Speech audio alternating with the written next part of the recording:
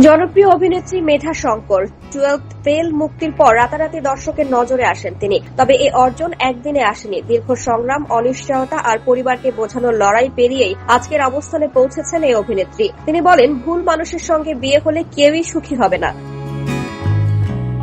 সম্প্রতি নবভারত টাইমসকে দেয়া এক সাক্ষাৎকারে ক্যারিয়ার, পরিবার, ব্যর্থতা, বিয়ে ও ব্যক্তি জীবন নিয়ে খোলামেলা কথা বলেছেন এই অভিনেত্রী। মেধা জানান, ইন্ডাস্ট্রির বাইরের একজন মানুষ হওয়ায় শুরুতে সবসময় একটা অনিশ্চয়তা কাজ করত। এরপর কাজ পাবেন কিনা তা নিয়েও ভয় ছিল। অনেকেই তাকে নানা পরামর্শ দিতেন, কি করা উচিত, কি করা উচিত নয়। তবে একটা সময় তিনি বুঝতে পারেন অতিরিক্ত হিসাব করে লাভ নেই। তাই এখন তিনি নিজের ভালো লাগার কাজই বেছে নেন।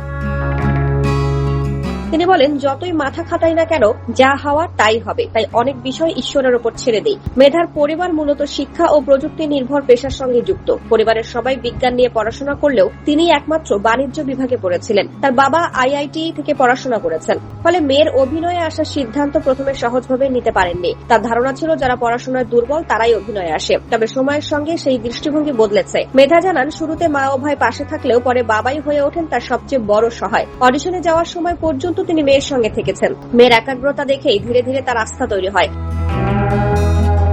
অভিনয় জীবনের শুরুর সময়টা মোটেও সহজ ছিল না। নিয়মিত অডিশন দিচ্ছিলেন, কিন্তু কাজ আসছিল না। করোনাকালে সঞ্চয়ও প্রায় শেষ হয়ে যায়। মধ্যবিত্ত পরিবারের একজন তরুণী হিসেবে নিজের অর্থনৈতিক অস্বস্তি তাকে ভীষণভাবে নাড়া দিত।